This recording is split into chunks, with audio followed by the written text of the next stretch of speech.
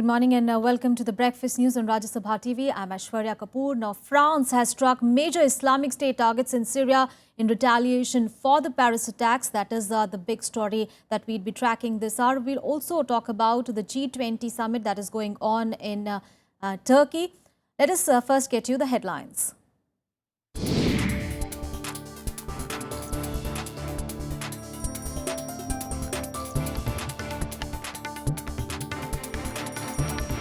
French fighter jets bomb series of Islamic State sites in Raqqa in Syria. Strikes come 2 days after a series of terrorist attacks in Paris that France described as an act of war. Death toll in Paris serial attacks rises to 132 even as the international manhunt is launched for one of the terrorist suspects.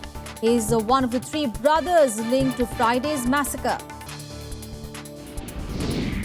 Prime Minister Narendra Modi calls for a global response to tackling terror. Modi stresses need to make common cause against enemy during BRICS and G20 summits in Turkey.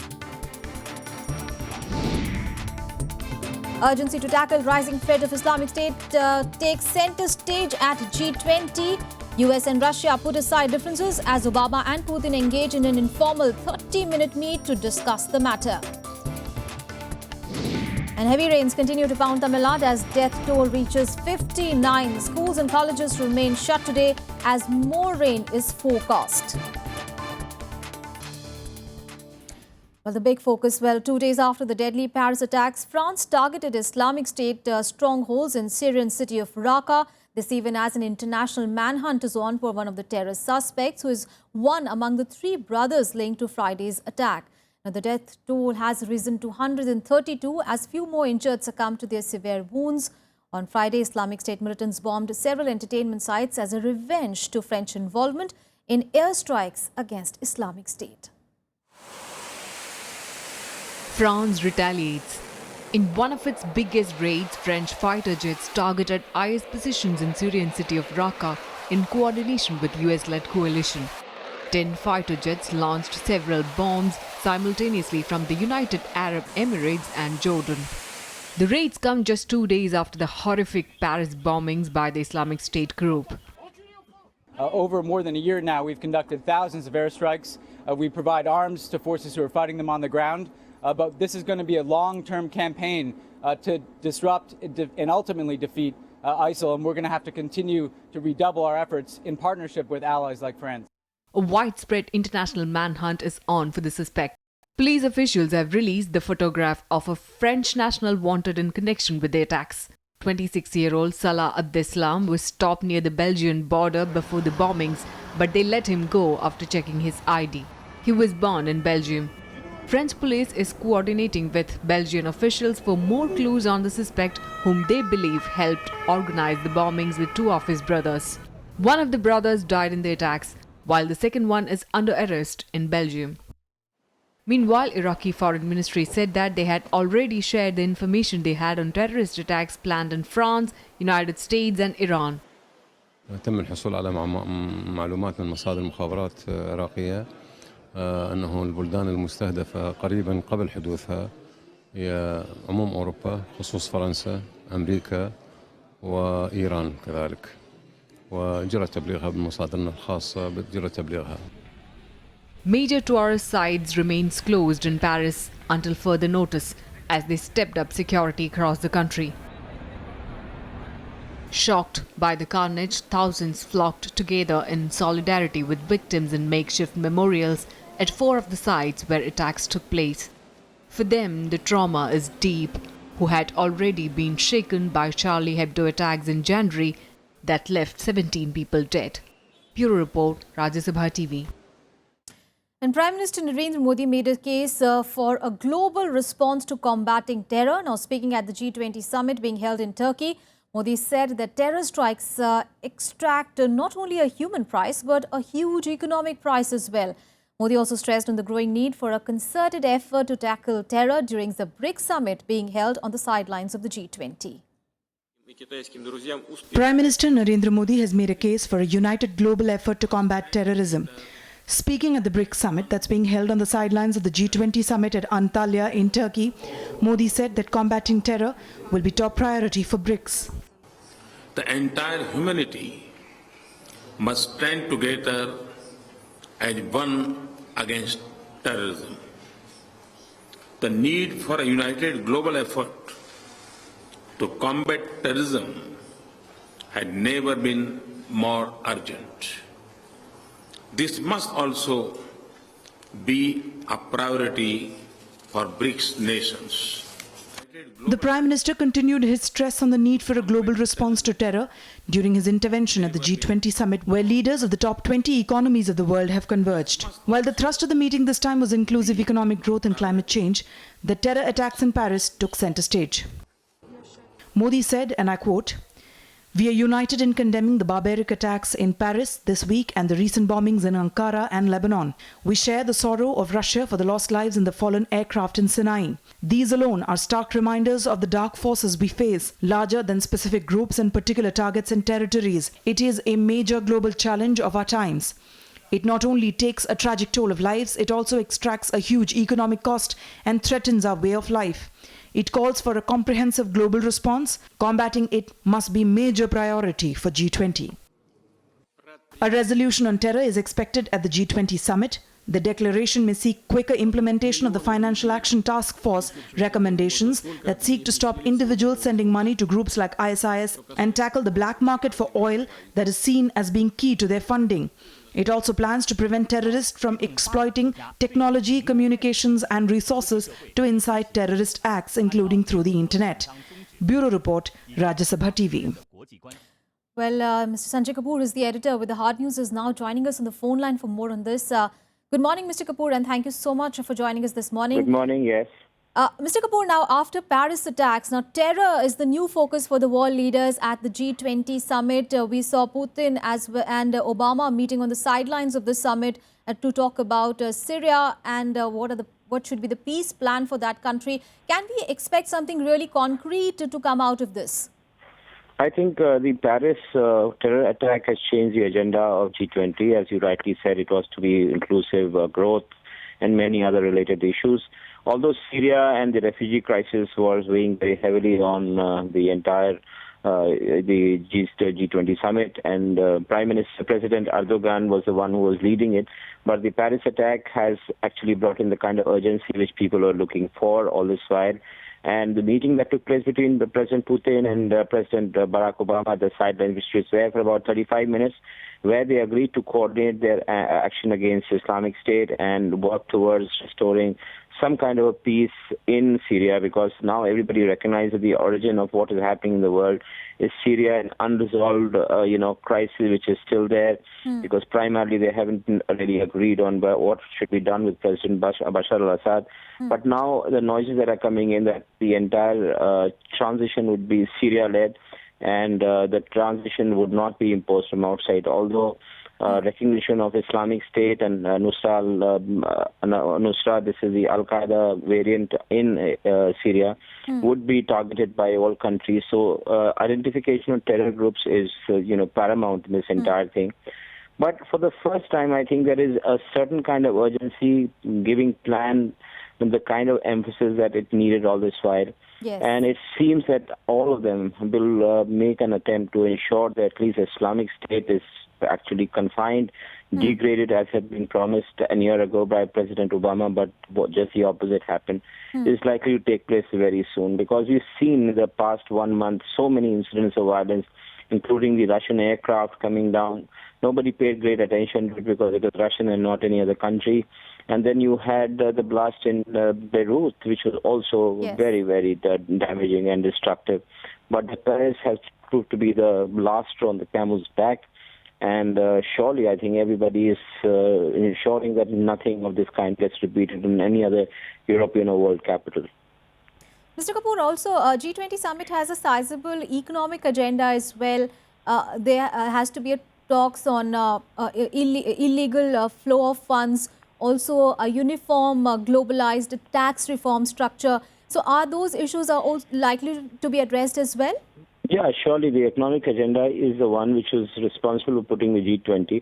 If you remember, it was the economic recession that hit the world in 2008, 2009, which gave, which built G20 to what it is today. And surely in the last G20 summit, there was, proposal to raise the GDP by 2%. That hasn't happened. There was also suggestion that the economy should be made more inclusive. So all that will surely figure in the agenda. And then you have the Indian Prime Minister also proposing $100 billion for a solar coalition between 125 countries by 2020. So those kind of things are surely going to gather momentum, because later in the year in Paris you have the climate summit. So things are really interlinked with each other. But having said that, the terror is what I think the world is grappling at the moment. And G20 invariably gets swayed by the event or the happening just before that.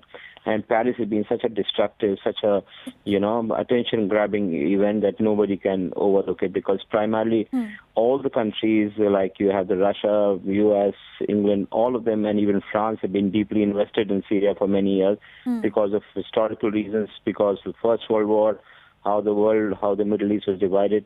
So in a certain way, I think the urgency to somehow rebuild a new kind of world order would be very heavily, so that terror doesn't strike troops. But it's easier said than done, because you have too many competing and conflicting interests that keep on playing out there. Absolutely. Thank you so much, Mr. Kapoor, for joining us this morning and sharing your perspective on that story. Meanwhile, President Barack Obama and Russian counterpart Vladimir Putin met for an impromptu meet on the sidelines of the G20 summit. They discussed Syria in wake of the deadly Paris attacks. Take a look. The G20 summit started with a minute's silence observed by world leaders in remembrance of the deadly Paris attacks.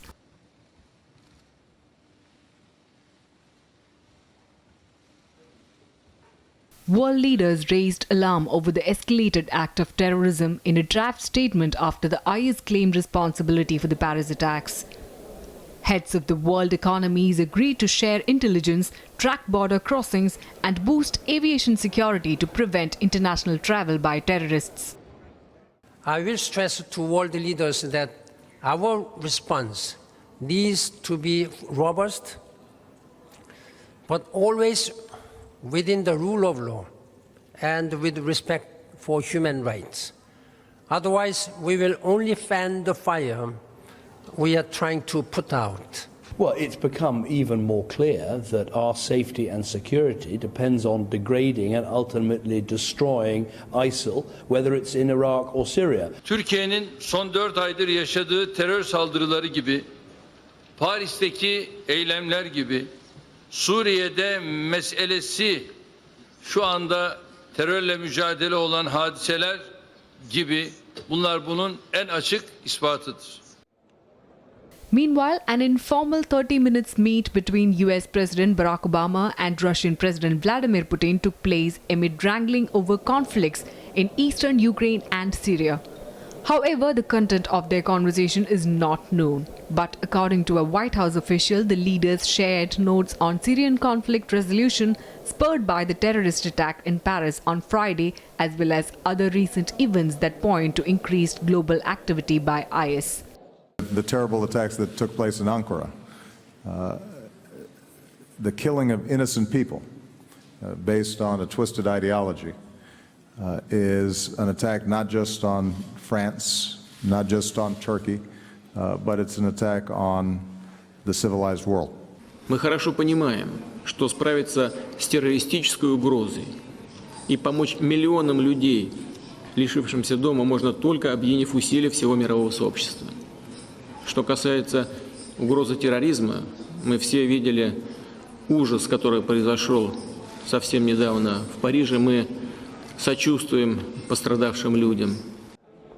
German Chancellor Angela Merkel said that G20 leaders stand united to face any militant threat. Merkel added that attacks in Paris are a predominant topic at the summit.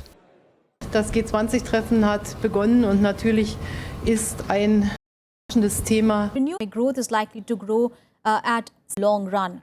The country is capable of handling its issues on its own. Nepal's remarks came in response to the joint statement last month. Oli said that Nepal wants to establish income at 46.8 rupees per litre. The rates will experience a corresponding increase in other states as well. This is the first hike in petrol price in 5 months and third in diesel rates since October. Indian Oil said that current international product prices of petrol and... Why the Supreme Court quashed the government's decision to provide reservation to the Jat community. We feel that the Jat community is not a backward. That is why we went to the Supreme Court and filed our petition against that decision. Welcome back. News coming in from Tamil Nadu. Well, 59 people have died so far due to the continuous rainfall across the state. Now, schools and colleges in many... This well-marked low pressure is expected to intensify further into depression during next 24 hours. Rupees each to the families of the victims from the Disaster Relief Fund. The incessant rains severely disrupted normal life in the state capital, Chennai, where civic officials have pressed into service high-powered pumps to remove water from subways and inundated residential areas. As many as 15 district administrations, including Chennai, have declared a... What it is likely to impact in the state? Yesterday's well-marked low pressure area moved west-northwestwards, and today morning it is centered close to northern tip of Sri Lanka and also close to Tamil Nadu coast over southwest Bay of Bengal. And we are expecting that it will move northwestwards and Sima and south coastal Andhra Pradesh during next 24 hours. And we are expecting heavy to very heavy rainfall at a few places over these areas. The talks will be held in Dhaka beginning today. Cattle smuggling and illegal infiltration on top of Tuba will be released today. I had fallen 4-point Jayawardhan Singh Rathore will be the chief participating as a chief guest in UAE India Economic Forum embark on a 4-day. In January this year, the Delhi police launched a portal called Himmat. It was intended to ensure women's safety by sending out alerts and receiving complaints. Since its launch, 4,000 complaints have been received so far, but FIRs have been filed only for 13. The Delhi Commission for Women is now trying to understand the reasons for this huge gap. Why is this gap? This gap seems to be quite scary, frankly. So we want to understand why out of 4,000, only 13 FIRs were registered. What was the strategy that was used? 4,000 complaints, only 13. That is the basic idea behind the study. And we planned to study each and every complaint and understand as to whether an FIR should have been registered or it should not have been registered. In 2014, 11,000 FIRs were filed involving crimes against women. Charge sheets were filed against 3,500 people, but only 9 of them were convicted. I came up with 4 or 5 points to Mr. Rajnath Singh ji. So one was that he should give time. Second was that there needs to be a coordination committee at the level of Mr. Rajnath Singh ji. It should have Mr. Rajnath Singh ji. It should have Mr. Arvind Kejriwal ji. It should have all the big people in Delhi. And so that this fractured mandate that Delhi has, different agencies having different mandates, so that should be clubbed and there should be a coordinated response. According to the Commission, the main problem is that of coordination. At a recent meeting, various agencies were urged to improve on this front to make a meaningful impact on women's safety. Anshu J. Singh, Rajya Sabha TV. Well, let's get you some international news and updates in World Wrap. The Democratic presidential hopefuls clashed on Sunday over how to deal with militant group Islamic State in the wake of deadly terror attacks in Paris. Hillary Clinton, speaking on a debate stage in Iowa, said that it cannot be an American fight and called on Turkey and the Gulf states to do more. Clinton was challenged by Vermont Senator Bernie Sanders for backing the Iraq war, which he says led to the rise of militants. Myanmar's President Thein Sein has promised a smooth transfer of power to Aung San Suu Kyi's opposition party after last week's elections. He made the comments at a meeting with political leaders in Yangon. Suu Kyi's party, the National League for Democracy, won about 80% of the contested seats, with just a few results still to be announced. If power is transferred, it will end more than 50 years of military-backed government in Myanmar. Egyptian police have found the bodies of 15 African migrants who appear to have been shot dead in northern Sinai Peninsula. 8 other migrants were found alive but wounded. It is not clear who attacked the group near the town of Rafah on the border with Gaza. A state of emergency has been enforced in the area since October 2014 following an attack by the Islamic State-linked group. Well, on to cricket now, and threat of heavy rain looms over the third day of the second test between India and South Africa in Bangalore. The second day of the test was washed out without a ball being bowled on Sunday. Heavy rains have been forecast for today as well, denting the chances of having a result-oriented match. India finished day one in a strong position, bowling out South Africa for just 214 in their first innings. Spinners R. Ashwin and Ravindra Jadeja took 4 wickets each. In reply, Indian batsmen started strongly with openers taking the host to 80 for no loss at the close of play. Some more sporting action now in Sports Beat. Indian ace shuttler Saina Nehwal failed to defend her China Open title after losing to Olympic champion Li Shurai in the final. The top seed Saina committed a number of unforced errors to go down straight sets 12-21, 15-21. This was Saina Nehwal's 10th defeat against her Chinese opponent in 12 meetings. Novak Djokovic and Roger Federer started their ATP Tour finals with comfortable victories. World number 1 Djokovic, who is chasing a record 4th consecutive end-of-the-season title, beat Japan's Kei Nishikori 6-1, 6-1. World number 3 Roger Federer also won in straight sets as he recovered from a sloppy start to outclass Thomas Berdych 6-4, 6-2. Nico Rosberg beat Mercedes' teammate Lewis Hamilton for the second race in succession to win the Brazilian Grand Prix. Rosberg, who started from the pole position, maintained his lead throughout the race. Ferrari's Sebastian Vettel finished third. Hungary qualified for their first major tournament final since 1986 as they beat Norway 2-1 to secure a Euro 2016 berth. Leading 1-0 from the first leg, Hungary scored twice before Norway pulled one back. Now, Hungary's last major tournament was 1986 World Cup. Well, that's all in this edition of Breakfast News. Thanks for watching.